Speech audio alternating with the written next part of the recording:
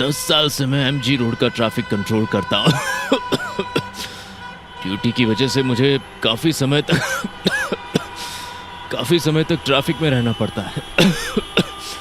ये खांसी, ये तो पोल्यूशन के साथ आती ही है ना। लंबे समय तक सांस फूलना, खांसी, बलगम निकलना या सीने में जकड़न से आपको लंग अटैक हो सकता है। बहाने बनाना छोड़िए और आज ही अपने डॉक्टर से बात कीजिए और लंग अटैक से बचिए। Let's talk lung attack, an awareness initiative by Cipla.